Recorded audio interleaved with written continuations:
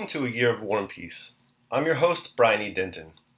A Year of War and Peace is a daily, year-long, chapter-by-chapter reading of and meditation on Leo Tolstoy's epic novel, War and Peace. In these videos and podcasts, you'll be treated to a free reading of one chapter per day of the novel, plus a reflective essay I've written individually tailored to that day's chapter. These readings are offered for free, though if you'd like to support me, you can do so in one of three ways. First, you could purchase my ebook, A Year of War and Peace. It features the entire novel, plus all of my reflective essays, and it's only $2.99 on Amazon.com. You could also become a patron at patreon.com/Brian E. Denton. If you sign up there, you'll receive a sonnet once a month, plus a link to an ebook of my collected sonnets. Finally, if you like, you can make a one-time donation to my PayPal account. The email there is brianedenton@gmail.com. You can also use that email to contact me. I'd be happy to hear from you. Your support is greatly appreciated. Today's reading and reflection is on chapter 187. Napoleon began the war with Russia because he could not resist going to Dresden, could not help having his head turned by the homage he received, could not help donning a Polish uniform and yielding to the stimulating influence of a June morning, and could not refrain from bursts of anger in the presence of Kurakin and then of Balashev. Alexander refused negotiations because he felt himself to be personally insulted. Barclay de Tolly tried to command the army in the best way because he wished to fulfill his duty and earn fame as a great commander.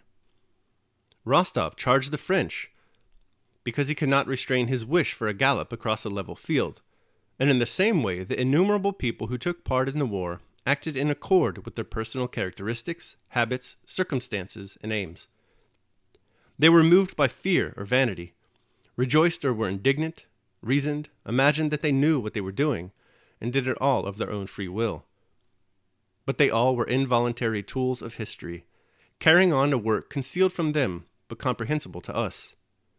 Such is the inevitable fate of men of action, and the higher they stand in the social hierarchy, the less free they are. The actors of 1812 have long since left the stage. Their personal interests have vanished, leaving no trace, and nothing remains of that time but its historic results. Providence compelled all these men, striving to attain personal aims, to further the accomplishment of a stupendous result no one of them at all expected. Neither Napoleon nor Alexander, nor still less any of those who did the actual fighting. The cause of the destruction of the French army in 1812 is clear to us now.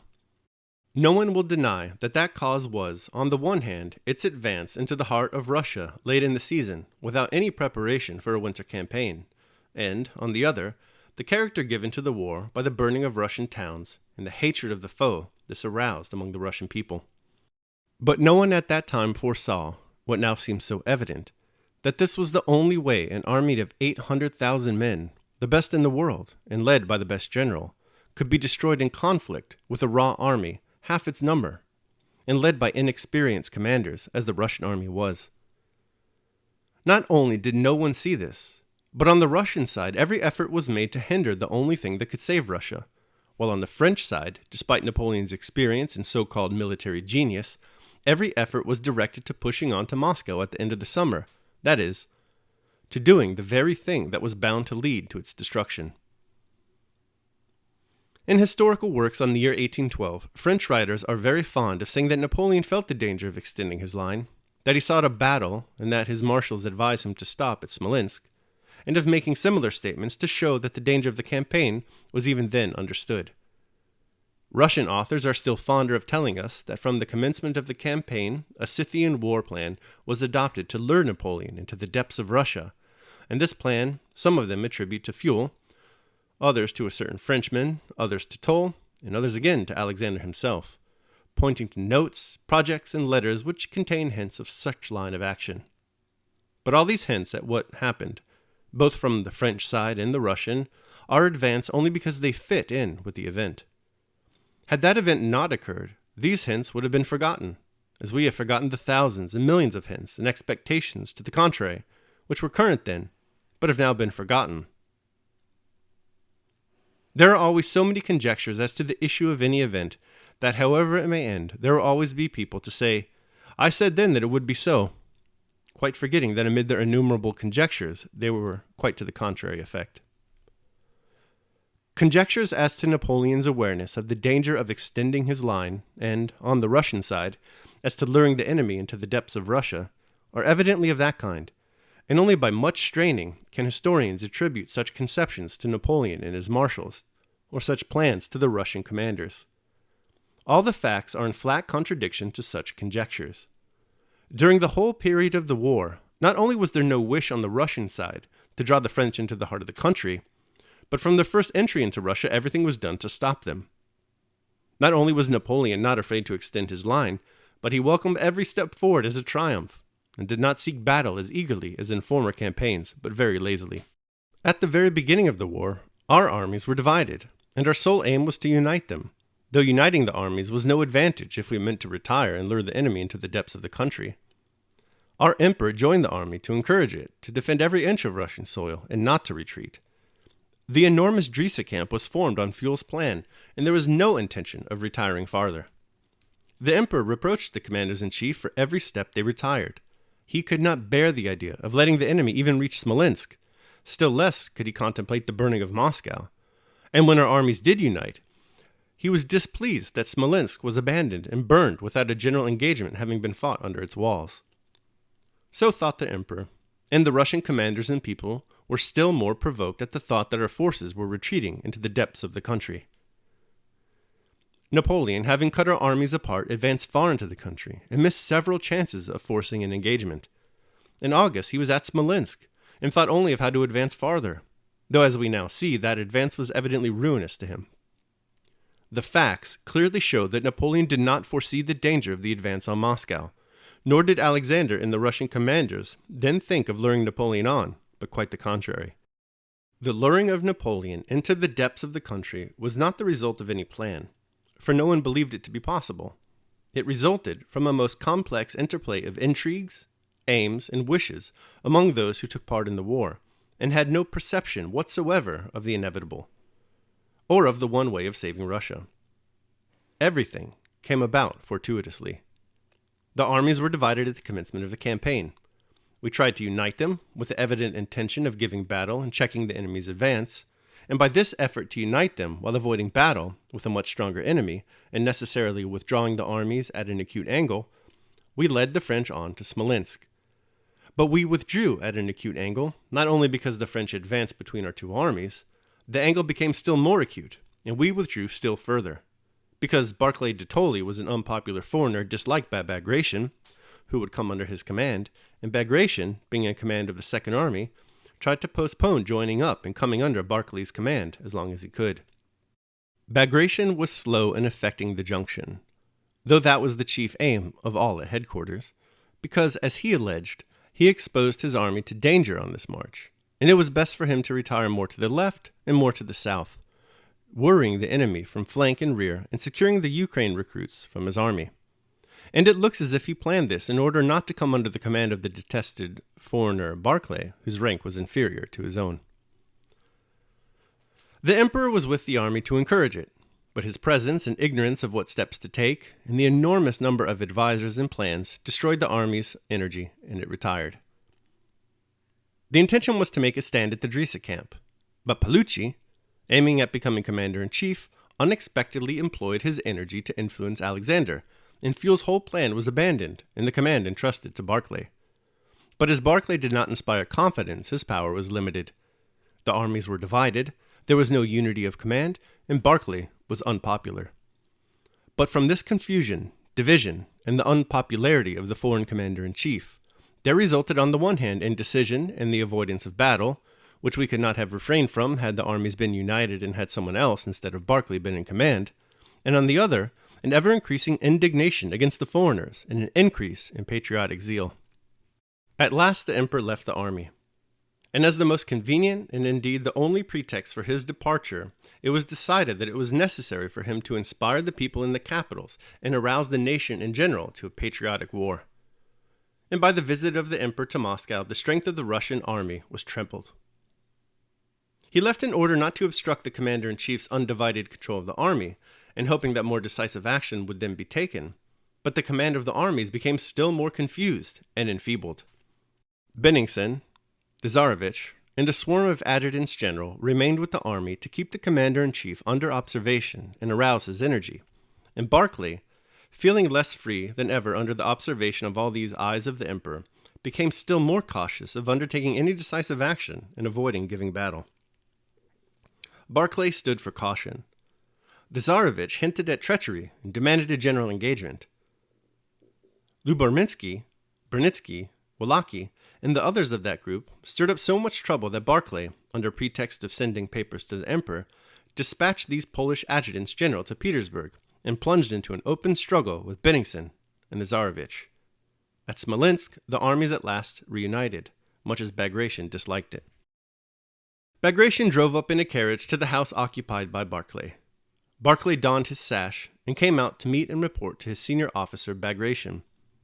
Despite his seniority in rank, Bagration, in this contest of magnanimity, took his orders from Barclay, but, having submitted, agreed with him less than ever.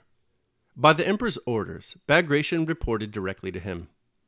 He wrote to Arakcheev, the emperor's confidant, "It must be as my sovereign pleases, but I cannot work with the minister," meaning Barclay. "For God's sake, send me somewhere else, if only in command of a regiment. I cannot stand it here. Headquarters are so full of Germans that a Russian cannot exist, and there is no sense in anything. I thought I was really serving my sovereign in the fatherland, but it turns out I am serving Barclay. I confess I do not want to." The sworn of Botskevis and Wensergorodis, and their like, still further embittered the relations between the commanders-in-chief, and even less unity resulted. Preparations were made to fight the French before Smolensk. A general was sent to survey the position. This general, hating Barclay, rode to visit a friend of his own, a corps commander, and having spent the day with him, returned to Barclay and condemned, as unsuitable from every point of view, the battleground he had not seen. While disputes and intrigues were going on about the future field of battle, and while we were looking for the French, having lost touch with them, the French stumbled upon Neverovsky's division and reached the walls of Smolensk. It was necessary to fight an unexpected battle at Smolensk to save our lines of communication. The battle was fought, and thousands were killed on both sides. Smolensk was abandoned contrary to the wishes of the emperor and of the whole people. But Smolensk was burned by its own inhabitants, who had been misled by their governor. And these ruined inhabitants, setting an example to other Russians, went to Moscow thinking only of their own losses, but kindling hatred of the foe. Napoleon advanced farther, and we retired, thus arriving at the very result which caused his destruction. All right, that concludes my reading of chapter 187 of War and Peace. I hope you enjoyed it. I will now proceed to my reflection on the same. A Year of War and Peace, day 187. Read a book every day. Historians write with an instructive purpose. Herodotus wrote so that the memory of the past would not be blotted out from among men by time. Thucydides wrote because the war between Athens and Sparta was, he felt, noteworthy as an example of the power dynamics within the context of international relations. Livy, so that his Roman contemporaries, having lost the moral fortitude that formed the foundation of their greatness, might rejuvenate their spirits and culture by exposure to its former virtues. Gibbon, lastly, desired to document, reflect upon, and advertise, quote, "the greatest, perhaps, and most awful scene in the history of mankind." End quote. Today's chapter of War and Peace reads a bit like a history book. What is Tolstoy's purpose? It's clear with chapters such as today, and day 164, for example, that he intends his book to be more than, or at least different from, a typical novel. Indeed, on multiple occasions, he writes that the book is not quite a novel. "This work of mine is not a tale," he writes in the second draft of his introduction to War and Peace. "No idea is being put forward in it. Nothing is being proved. No single event is described in it. Still, it cannot be called a novel, with a plot that has growing complexity, intrigue, and a happy or unhappy denouement, at which point interest in the narration ceases." In the third draft for his introduction, he still maintains that it is not a novel, though it is somewhat similar to one. What sets War and Peace apart from most other novels are chapters like today's, where the book becomes more a history, or at least a critique of historical analysis, than a simple yarn of fiction. In these chapters, the fictional narrative is abandoned, and an historical argument is assumed. The argument, at this stage in its development anyway, is that history is the principle, while individual actors are history's unwitting agents. Tolstoy supports this idea in the opening paragraphs by presenting human action as compulsive rather than directed by self-ruling decisions. Next, he moves to the larger picture of history. He agrees with the historians that the destruction of the French army in 1812 was caused, first, by its advance into Russia late in the season without winter preparations, and second, by the hatred the French created as they burned Russian towns. Historians believe these two conditions arose from the action of free-willed individual actors. Tolstoy disagrees. He thinks that no one could have possibly foreseen what their actions, in retrospect, made absolutely clear.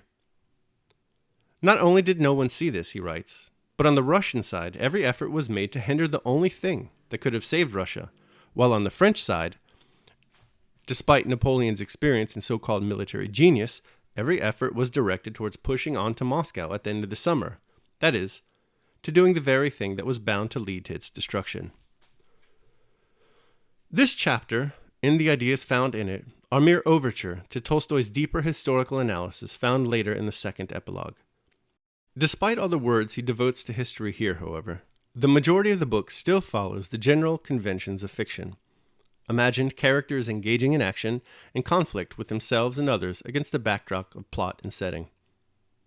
What is important is what Tolstoy is building in chapters like today's. His book is some odd combination of fiction and history. It is this profoundly ambitious design that makes War and Peace one of the most important books we can read. The unique amalgam of fiction and history presents humanity in both its constituent and whole parts. Novels, after all, as the narrator of Northanger Abbey has it, are, quote, only some work in which the greatest powers of mind are displayed, in which the most thorough knowledge of human nature, the happiest delineation of its varieties, the liveliest effusions of wit and humor are conveyed to the world in the best of chosen language. End quote. If novels are individual humans, then works of history are humanity in whole. It is incumbent upon us to read fiction and history and read each widely. United States Senator Ben Sasse recently said that reading encourages empathy development, transports the reader to foreign times and places, and in so doing, enables us to see the world through the lenses of other protagonists. Literature is therefore something more than mere books. Literature is a mirror reflecting the self-same image of the other. We look into it not only to see ourselves and others, but also to see what might need improving. War and Peace, with its singular combination of history and fiction, is a good place to start. Daily meditation. Since nature allows us to participate in any age, why should we not betake ourselves in mind from this petty and ephemeral span to the boundless and timeless region we can share with our betters? Seneca, on the shortness of life. All right, that concludes my reading of and reflection on chapter 187. I hope you enjoyed it. Remember to read a book today. Thanks so much for joining me. Remember that if you'd like to support me, you can do so either by purchasing the ebook A Year of War and Peace, becoming a patron at patreon.com, or making a one-time donation at PayPal. The links to all that are down below in the show notes. Tomorrow, we will be reading and reflecting on chapter 188 of War and Peace. I hope you'll join me. Until then, take care of yourselves and others.